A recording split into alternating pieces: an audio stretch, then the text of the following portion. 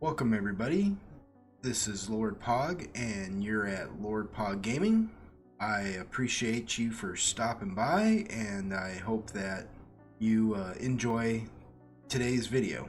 Before we get started, you might have noticed that I didn't have like some kind of special intro for this like I normally do for these psychological lore based in-depth looks at things, but for today's topic and the subject matter behind it, there was just way too much copyrighted stuff that I just couldn't do it.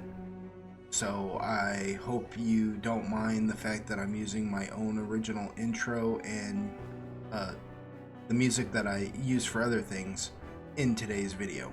With that said, I appreciate you again for all stopping by and watching or listening, whichever you choose, and let's get started. The topic of today's video, I want to start by saying that I have no animosity against this character who I am about to speak of. In fact, if not for him, I would not have developed the kind of confidence in gaming that I have. See, in 2005, Santa Monica Studios caught lightning in a bottle. They created probably one of the most, if not the most, iconic character to ever grace gaming shelves, and he is still unmatched. Every bad boy of gaming that you get to play has some sort of aspect, if you ask me, of this man. He is the one, he is the only Kratos of the God of War series. If not for Kratos, I myself would still feel a shudder go down my spine whenever faced in unimaginable enemies. Things that you would see in games like Bloodborne, for instance. The first villain in Bloodborne, for instance, the Cleric Beast. I would have felt so intimidated by this creature, and I know he's not the worst one you're going to run into, but he is one of the first big bads you see if you know where to look. I would have felt intimidated if not for having journeyed so far with Kratos in the original series. We're going to tackle the original series first. We will delve into his newer stuff in the, I guess you could say, the soft reboot of the God of War, but we'll get there. Just stick with me. According to the original series, there is nothing that confronts Kratos that he even breaks a sweat about. I don't think the man's pulse rises above like 70 through the whole game. He never looks afraid. He never looks like this task that's set before him is impossible. He always perseveres and overcomes. But I think one of the biggest misunderstandings we have of Kratos is he really an anti-hero? Is the Kratos from the original series an anti-hero? I've seen him get called an anti-hero. I've looked up lists where they call him like basically the #1 anti-hero of all gaming. But is he really? And that's what we're going to talk about here today on Lord Pog Gaming. We're going to talk about, is Kratos truly an anti-hero? And if so, what is an anti-hero? And could we not really just say he is on the anti-hero's journey? So if you go to the Britannica website and look up the definition of anti-hero, it will tell you, anti-hero, a protagonist of a drama or narrative who is notably lacking in heroic qualities. This type of character has appeared in literature since the time of the Greek dramatists and can be found in literary works of all nations. And they give some examples there that I'm not going to go into, but yes. So we have a definition of anti-hero, and Kratos seems to fit the mold for a lot of that. He's the protagonist. It's a drama. He definitely lacks in heroic qualities, and they first appeared, I guess, in Greek literature. You know, so there you go. He's also Greek, so he's fitting a lot of those molds that you need to create an anti-hero with. The problem here is that I sometimes think the word anti-hero is misused in today's society. Now everybody's an anti-hero, right? I've also seen Batman on an anti-hero list. No, Batman is not an anti-hero. He may go outside the law per se to accomplish what he does, but he's not an anti-hero. He's not necessarily willing to sacrifice anyone and anything to accomplish the job. In fact, he's kind of the exact opposite. He won't sacrifice anything but himself to accomplish that. That in of itself is more noble than an anti-hero. He's more like, I guess that's why you can say they call him the Dark Knight. So to put just to put the cap on that, no, Batman is not the anti-hero. Spoiler alert, one could argue that in the game Arkham Knight, Oracle gets killed, and it's kind of halfway because of Batman. You could say that she gets killed in that game, but again, nobody made Oracle follow Batman. She chose to be a part of Batman's group. And when you join up with Batman, you know what you're getting yourself into. Batman doesn't ask anything of anybody that he's not asking of himself. Again, that is a noble cause. Batman didn't sacrifice Oracle. Oracle got into it knowing that someday she may have to give up the same thing Batman's willing to give up. Again, not an anti-hero quality. Not really. So, what is Kratos then? If he's not the anti-hero, then what is he? Because I would argue that Kratos isn't an anti-hero. Not really. So one thing we know about anti-heroes is they usually have some sort of tragic backstory. Something that has caused them to become the way that they are. And as such, they are really jaded. They're not like the heroes. Spider-Man has a tragic backstory, but in the end, he stands up for a nobler cause and tries to do things within reasonable means of the law. Of course, to be a superhero, you're going to be a vigilante no matter what. You're always going to be outside of the law. So in that aspect, all superheroes are anti-heroes in that sense, but not really. Not really, because it's your actions that define you as an anti-hero. Not entirely just because you work outside the law, because characters like Superman works with the law in a lot of cases. He's done a lot of work to become accepted by the law, to be used by them for righteous purpose. Same thing with Spider-Man, I guess you could say.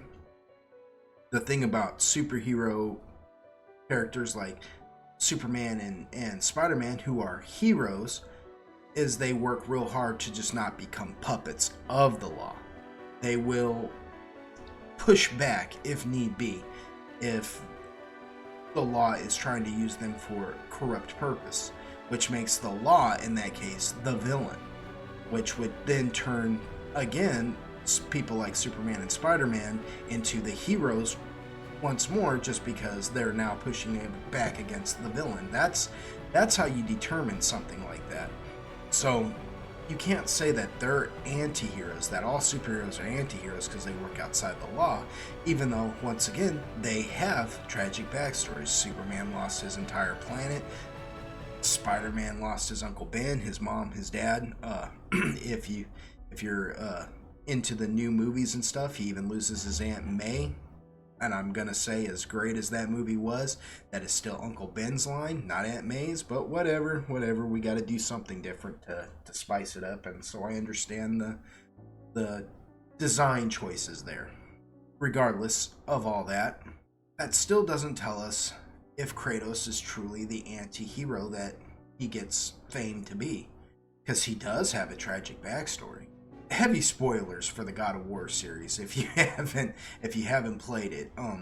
I just said it came out in 2005. Go binge the original series. Go binge play it. You can get entire sets on disc now. where you got all the games. I'm pretty sure they're probably on like on Steam and on, you know, PlayStation Plus, Xbox Live, all that stuff. I'm pretty sure you can get all those games, including Ghosts of Sparta and Chains of Olympus, which I'm including in this series. We are looking at the original first trilogy of God of War, plus Chains of Olympus, plus Ghosts of Sparta, plus Ascension, to get the full perspective on Kratos and his beginnings, his early beginnings. And then at the end of this, we will delve into his newer excursions. Mainly just looking at the first God of War game. We're not going to go into Ragnarok and all that, just because I don't really feel like we need to really get to the point that I'm trying to make here. So in those first games, Kratos, we learn a lot about Kratos and his backstory, and it is tragic. It is an anti-hero's backstory to an extent. Let's look at it. We will start. We're going to start at the very beginning, which gets touched upon. We delve into that in Ghosts of Sparta. In Ghosts of Sparta, we learn that his brother Deimos is taken from him and his mother when they're children, because Deimos has a mark that Zeus knows or thinks heralds the fall of Olympus. And so Ares and Athena come and they snatch Deimos up, toss him to Thanatos, and Thanatos spanks him for like decades, basically. And then eventually Kratos grows up, and we get to where we're at now in adult Kratos' life. Adult Kratos decides that he's going to try and just conquer people because he's a Spartan, and that's kind of what they do, but you could say he's recklessly trying to conquer folk. And I'm going to say that it is a reckless and ill-advised move on his part, because he almost loses.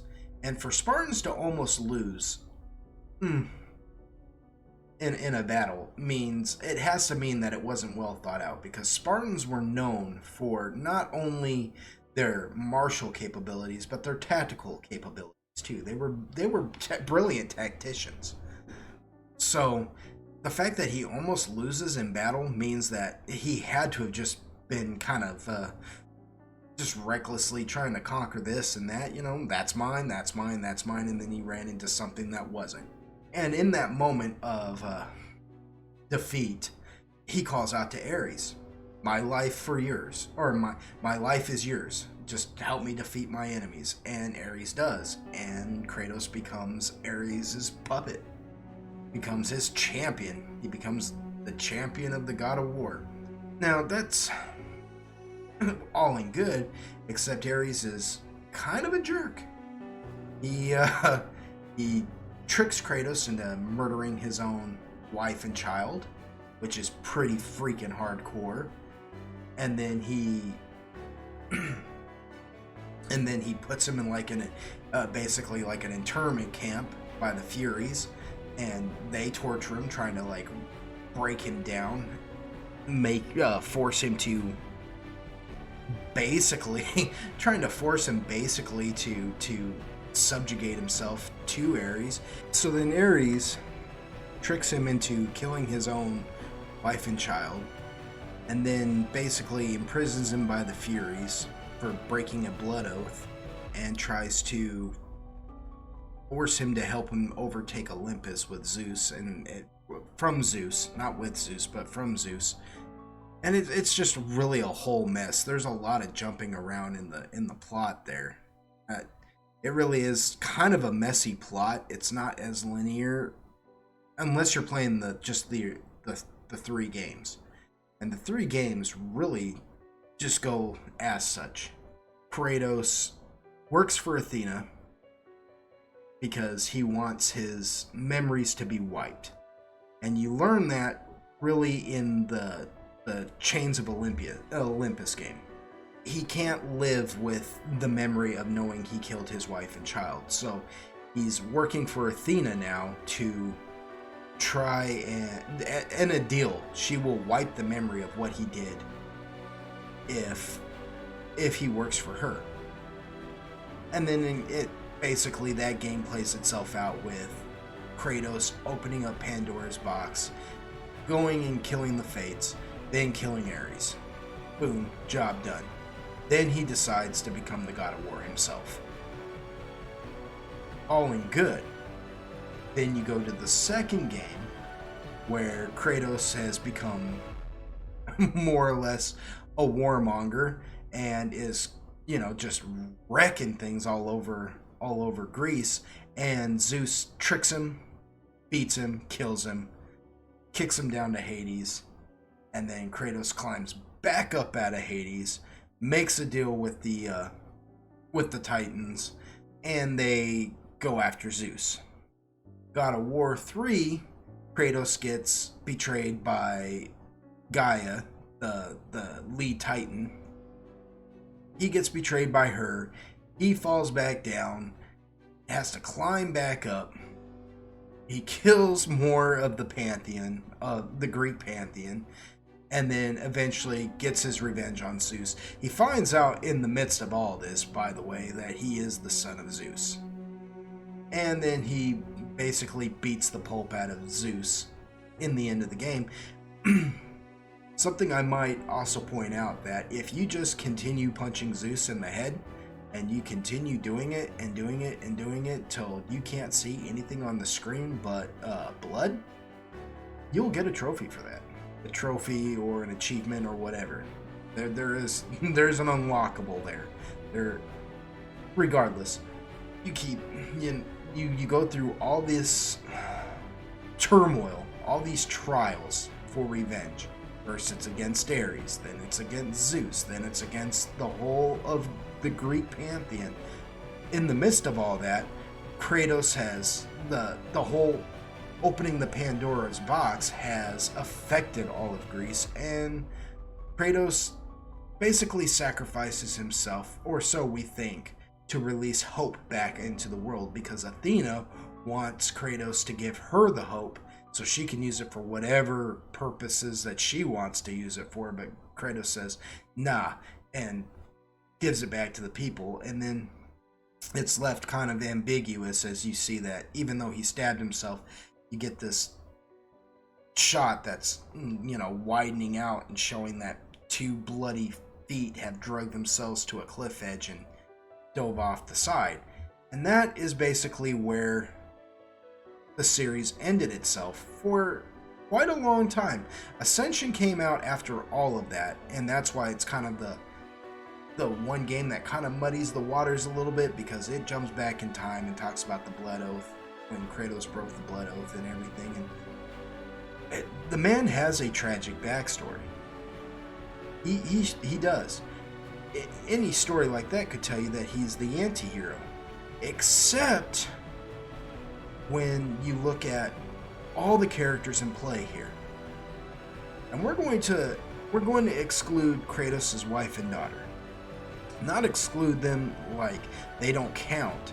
What I mean is that they're not actual characters, and you do get to interact with Kratos' daughter in Chains of Olympus. I believe it's Chains of Olympus. It's been a long time since I played these games. Chains of Olympus. Get to interact with her in Chains of Olympus. Calliope allows you to, is it Calliope or Persephone? Wife of Hades. I can't remember. Whoever, let me know in the comments. Somebody's gonna have to be a Greek historian somewhere in these comments, right? Actually, it's it was Hecate who was. No, it's not Hecate. I know that. But regardless, right? I want to say it's Calliope, but it could be Persephone. I think it's Persephone. Anyways, you get to interact with Kratos' daughter in the underworld at least once in the games. So there is that heart-to-heart moment. There are moments that let you see Kratos' humanity. But I'm going to argue that Kratos is not an anti-hero. At least not yet. Not in the original series. There is a website go bookmark that talks about a little bit about who are anti-heroes. The main figure who lacks the traditional heroic traits of a conventional hero is considered an anti-hero. Anti-heroes are generally ambiguous, multifaceted, and have evil sides. Anti-heroes work outside of the norm and according to their own set of rules. The majority of these characters are social outcasts. So, again, I guess you could say Kratos fits all that. Except there are things we keep missing in these explanations. See, if you look at something through the lens of I want to see it, so I do see it, then yeah, Kratos for all intents and purposes is an anti-hero here. However, we keep missing things that in these definitions. They always say you're working toward the hero who lacks the heroic qualities. You know, he's outside the norm. Like they said, he's a social outcast. But one of the best descriptions I've heard is in this website called JerichoWriters.com, and it's by a lady by the name of Danielle Owen Jones, who wrote a book, Stone Broke Eris. It was released in 2022. Go check that out if that sounds interesting to you. But I did want to give this person a shout out because they went through the time to write this long article, and they said the most interesting thing when they said choosing between your anti-hero and your villain. Ultimately, the anti-hero does the right thing, but not necessarily for the right reasons. Well, interesting. The anti-hero ultimately does the right thing. Not necessarily, well, okay. Not necessarily for the right reasons, but he'll do the right thing. In this original trilogy, or in this original series, anyways, we're going to call it a series because there's the trilogy, then 3 more games, so that's like 6 games altogether, I believe. Kratos isn't fighting against villains. Not really. I guess you could say Ares is a villain, but Ares is what Ares is, right? He's the god of war. I mean, you made a deal with a dick, basically. I'm not going to say that. We're going to cut that out. Nope. Ultimately, what Kratos is going up against are not villains. Not really. I mean, no more than himself. Ares, you could say, oh, he's a villain. He tricked Kratos into killing his wife and child. Ares is the god of war. Kratos made a deal with him. Kratos also was what you would call reluctant. He was defiant, to say the least. And Ares basically teaches him a lesson.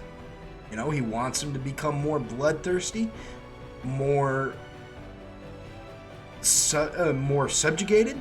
So he does what he does. You made a deal with the god of war. And you did it for selfish reasons, no less. You did it because you wanted to conquer people. Kratos' actions through the whole game are selfish. Again, let me preface this by saying, I don't hate Kratos. Kratos is one of my favorite characters in all of gaming. And I'm right up there with people when we start talking about who is really unbeatable in a fight. And Kratos is one of them. He really is. He's one of the most unbeatable characters. When the superhero beatdown took place between Kratos and Spawn and they had Spawn win that, I was one of those people who was booing that. I don't believe that. How can you kill somebody who's just going to crawl his way right back up out of hell and pound your face some more? It's impossible.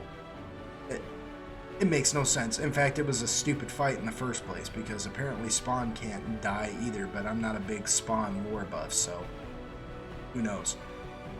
Regardless, I don't hate Kratos, but I'm realistic about Kratos. For example, and we're going to jump to TV real quick here. I know this is a gaming channel, but let's just look at this for a minute. hit television shows like Sons of Anarchy and Breaking Bad. The different, well, let's start with Sons of Anarchy. Sons of Anarchy, Sons of Anarchy, you are basically following around a club of guys who are bad people. And they're going up against other bad people. And bad people kill each other all the time. Evil cannot sustain itself. It always collapses on itself. It's not a sustainable thing. You know, wickedness cannot sustain itself. It just cannot. It will always collapse inward. I'm watching that show. I'm not really rooting for anybody. I enjoy the show. It's telling me a story. It is a modern day Hamlet by William Shakespeare. So I even in season 1, I looked at my wife and I told her, I know how this is going to end, and I told her how it was going to end. And then when the final season happened, it ended exactly like I said it would. And she couldn't believe it. And I said, well, it's Hamlet. It's just Hamlet. Regardless, there are no good guys in Sons of Anarchy. Nobody's a good guy. Everybody gets pretty much what they deserve on that show, for the most part. And I watched it thinking to myself, I guess I'm going to root for Jax Teller, because Jax Teller is who I'm watching, and I need him to survive, and I need him to carry on and win if we're going to continue the story. Same thing with Breaking Bad. Walter White's not an anti-hero. He's not a good guy by any stretch of the imagination. What he's doing isn't good. Same thing as Jax Teller. Jax Teller's not an anti-hero. Both men are villains because they're only self-serving. It's only a self-serving thing. They're not doing anything for any greater good. But you root for them because you have to. They are our point of view. It is only their point of view that is going to continue the story. So we need them to succeed. Plus, I mean, in Walter White's case, he does some pretty cool stuff. The man is smart. I'm not saying his occupation's cool. I do not promote that. I'm saying like all the ways he figures out how to get around things, because he's not a physically capable man. He's not some, tough guy. He's smart. He's incredibly smart.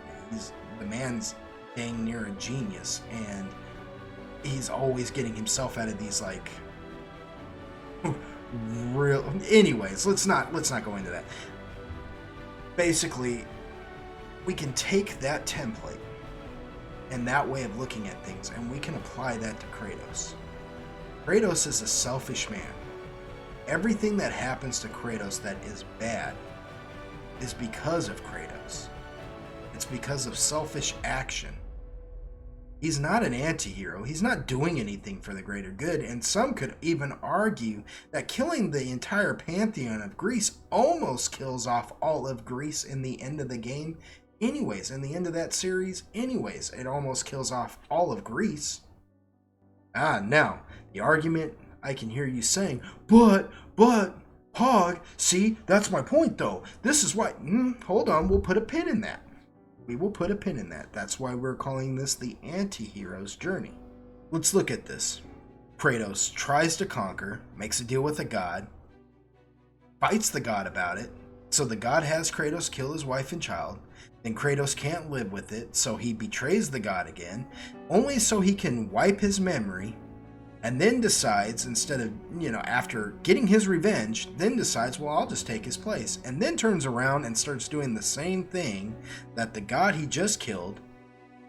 He starts doing the same thing, freaks out the pantheon, so Zeus betrays him, has to put a stop to it. Then he crawls himself back out, causes all this havoc, gets the Titans free, which now starts Armageddon, basically. And then turns around and the whole time he's killing gods and legendary characters alike, from Perseus to Hercules. He kills Icarus, legendary figures plus gods like Hades and Hermes and Ares. He kills them all. Kills Hephaestus. I think the only one he doesn't kill maybe is Aphrodite. But he might as well, because I mean, he kills her in a way, if you know what I mean. If you know, you know. But what I'm saying is it's ridiculous what he does. He causes so much destruction. And for what? And for what? Because a continual want for revenge. And something that you may be missing is the fact that Zeus gets, when Kratos first opens up Pandora's box, Zeus becomes infected by it. It infects him with fear. Zeus's actions are not truly his own.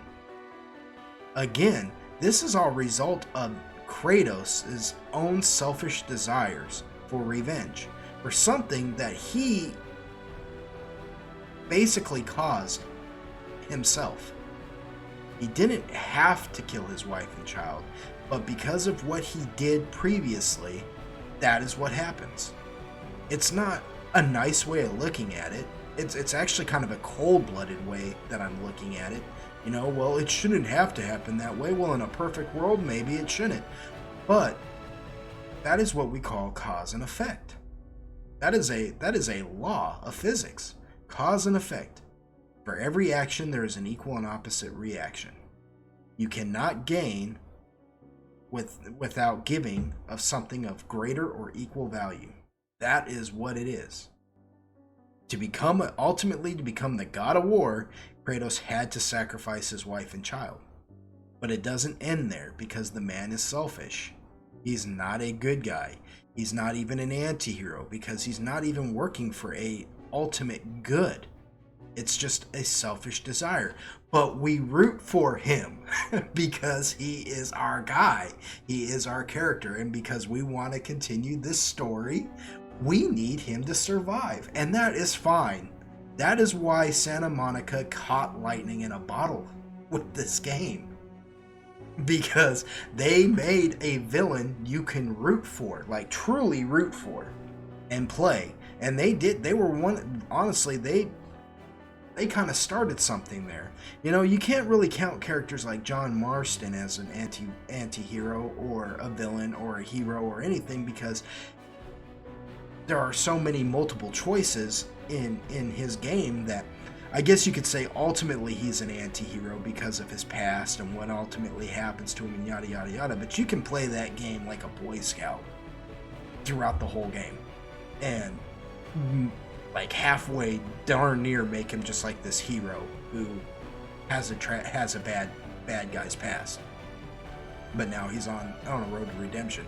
Or you can play it just like a total freaking edgelord and just have him running around slapping women, shooting people, doing this and that, you know, living out your little Dr. Jekyll and Mr. Hyde fantasy there, which is kind of a sad thing. I'm sorry if you're that kind of you know, that's not okay. Anyways, but you should, that's what I'm saying. Like games like that with so much multiple choice in them, yeah, you can be the anti-hero, you can be the villain, you can be the hero. I don't count games like that wholeheartedly, because you are who you want to be in those games.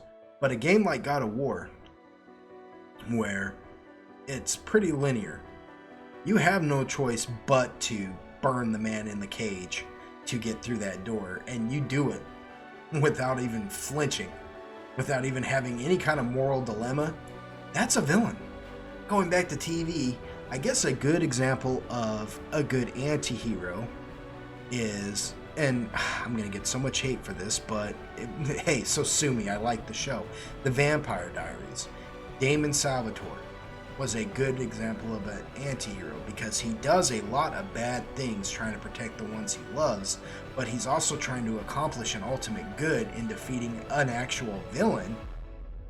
However, if you go into his actual backstory, it is tragic. He doesn't start off the edgy brother. You know, there's Stefan, the good and, you know, humble and kind brother, and then there's Damon, the edgy, you know, bad boy brother. He doesn't actually start off that way. He's the one that actually gets tricked into so many things, and he's darn near freaking abused and he becomes the way he becomes. Damon Salvatore is a good example of an anti-hero because he never gives up on trying to fight for the things he loves. Not Kratos. Kratos is just a series of villainous action. It's villain. You could almost say that people like Zeus become the villain because of Kratos' actions. If Kratos hadn't done what Kratos did, Zeus wouldn't have been the way he was towards Kratos. Now, the argument can truly be made, though. What about Kratos' brother Deimos? See, Deimos is abducted as a child for having a mark that Zeus says, will bring about the destruction of Olympus, Mount Olympus. And so he's taken by Athena and Ares and given to Thanatos, who basically in the domain of death is tortured. And you play that game and you can say, well, see, there you go. There's something that was they did something bad and Kratos was getting revenge and blah, blah, blah. However, one of the things I've heard said is, well, Kratos is trying to find his brother and he never could and blah, blah, blah. Well, okay. Was he really, though? I mean, was he really?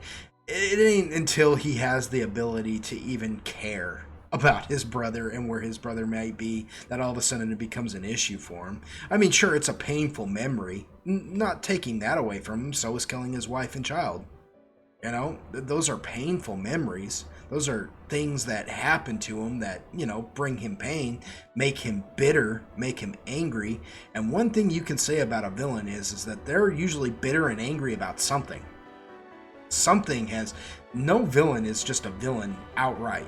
No one is just born ultimately evil. Things have to happen. And those people that these things happen to have to make the conscious decision on if they're going to let it break them or not. And Kratos darn near lets it break him. So no, I'm not going to say that even this, The gods weren't even worried about it. They took Deimos and they thought, hey, we stopped the destruction of Olympus. Hallelujah. They're not even worried about it. And then Kratos goes crazy and, he goes and he kills Thanatos and spoiler alert, kills Thanatos and still loses his brother. And then he's like, I will avenge you. Well, I mean, okay, but weren't you already trying to kill the gods? I mean, that's a nice thing to say, but you were already pretty much on this path anyways, dude. I mean, let's not pretend like that's the thing that pushed you over. Kratos pretty much didn't like the deal with Ares after he made it. It wasn't Ares killing his wife and child that Kratos was already being defiant. Because that's Kratos. Because Kratos is a bad man. He's bad to the bone. Bad. And again, that's all in good because it's an entertaining game and it's interesting to play. Because you are truly playing a villain who is basically kind of halfway bringing about the end of a world. You're kind of in the midst of doing that. However, I will end this by saying this.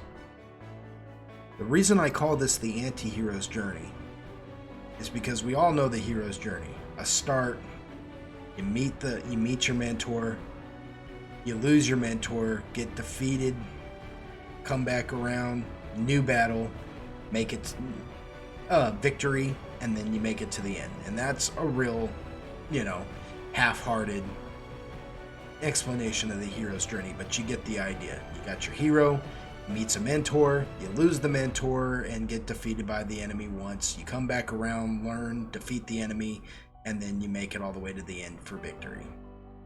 It's the hero's journey. It's a cycle. Kratos has the anti-hero's journey. He does all that in reverse. He does everything in reverse. He has no mentors. He has no friends. His enemies, you could say, are actually the sympathetic ones, save for maybe Ares. Ares is, he's kind of a jerk, but he's also the god of war. He is the god of war. the story of the frog and the scorpion, the bullfrog and the scorpion. The scorpion asked the bullfrog for a ride. I'm going to paraphrase this for you. Asked the bullfrog for a ride. The bullfrog says, no, you'll sting me. And the scorpion says, no, I won't. So they try to cross the river, and the scorpion stings the bullfrog, and the bullfrog's like, dude, we're going to drown. Scorpion tells him, I'm a scorpion. It's my nature. You know? Same thing. Kratos made a deal with the scorpion.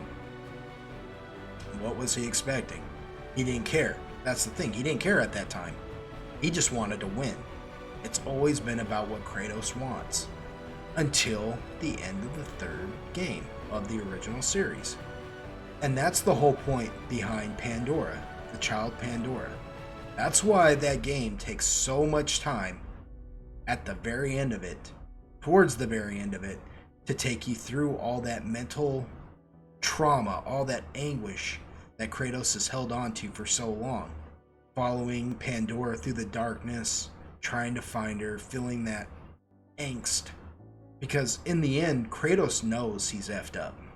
He knows he's messed up.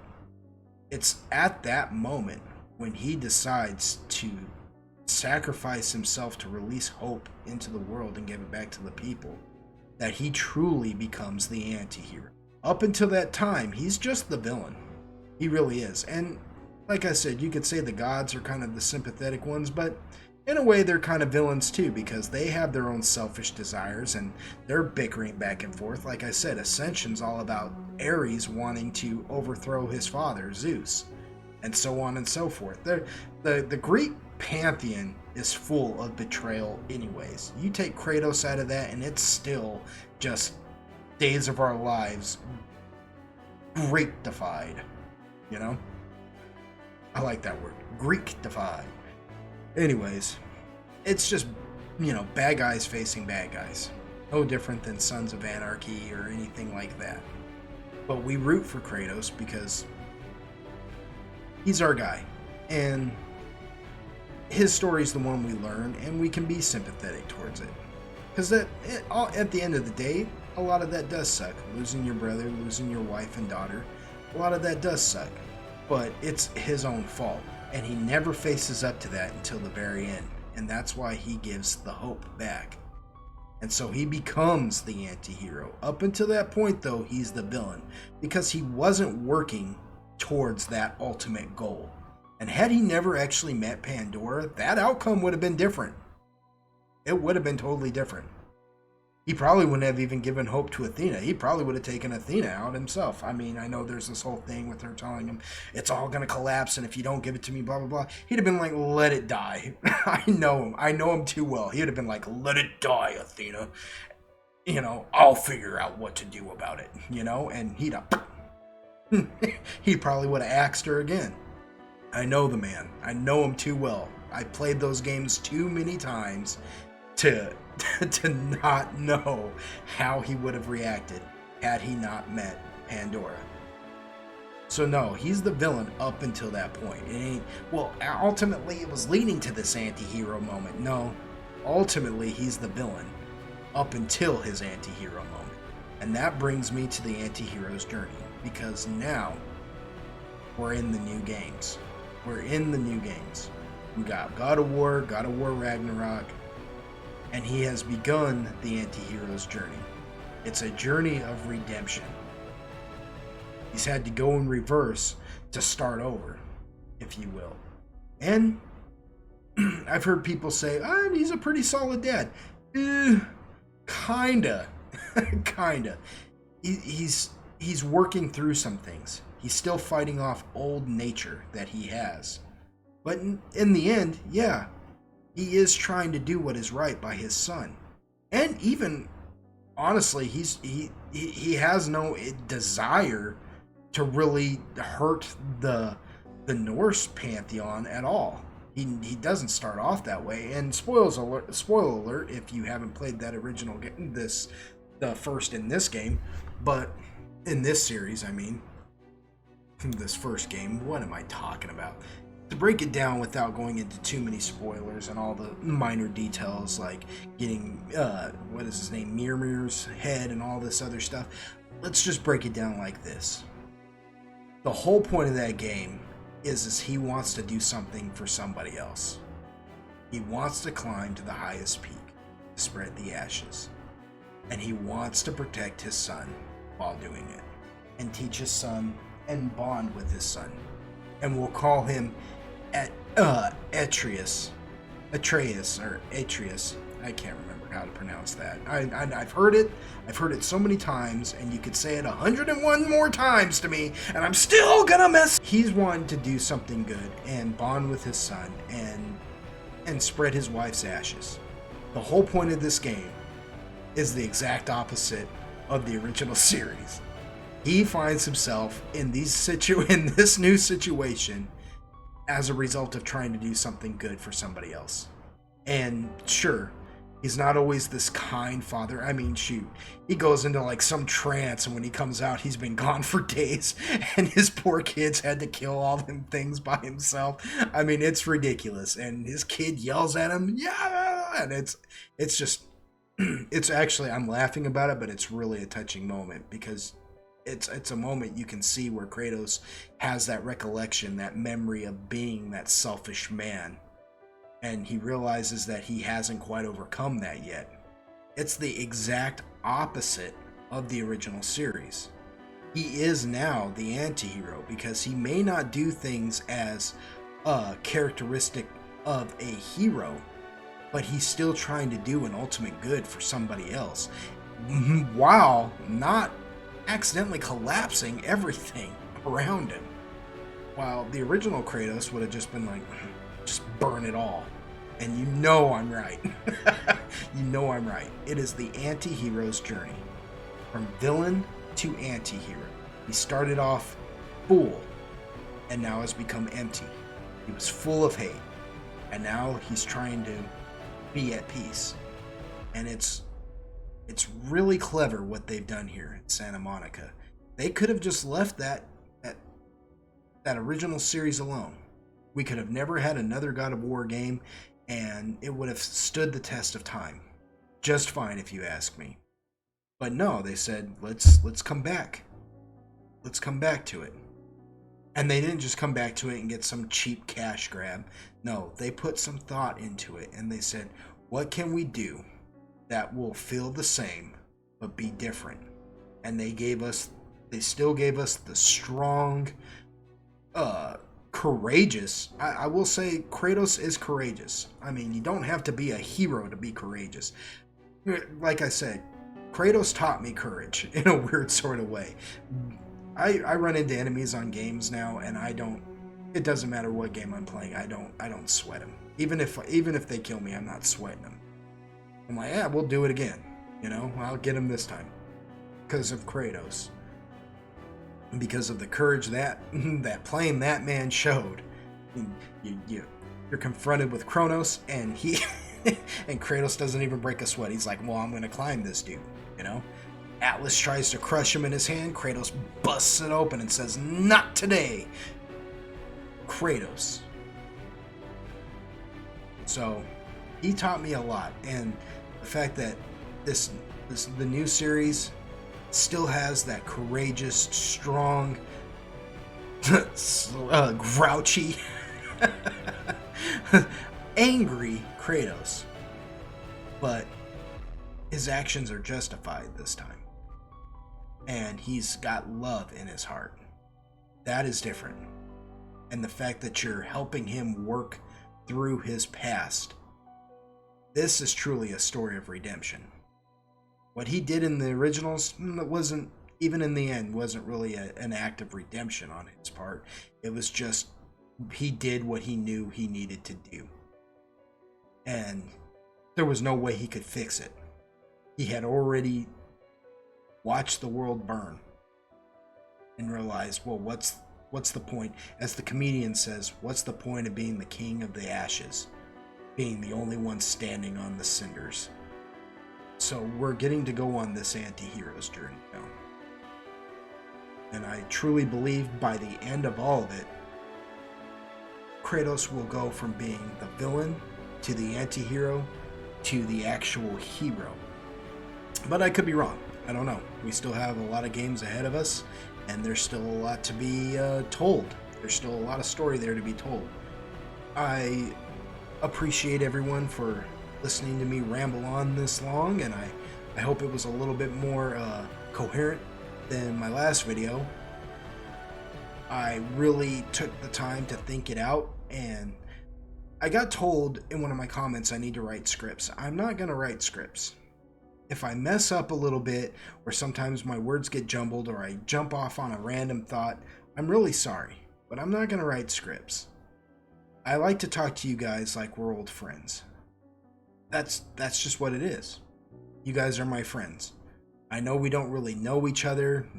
We didn't grow up together. I don't know your real names. You don't know my real name. I know all of that, but I just want you to know that regardless of all of that, I am the kind of person that tries to regard humanity with a kind manner, because there's a lot of ugly in this world, and what it needs is a little bit of kindness.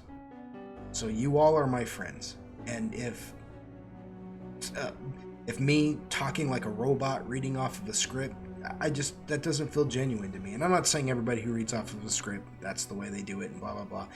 That's not what I'm saying. I'm not dissing anyone in particular. No, I'm just saying with me, it's not genuine, and I want to come across as sincere. So I appreciate you for listening to me ramble on this long, or for watching the video if you like to watch instead of listen, or listen and watch, you know what I'm saying. Anyways, I just appreciate you all, and I am so blessed. If you like what I do here, please like, share, and subscribe, and leave a comment, because it gets me noticed. But even if you don't, I still appreciate just your time.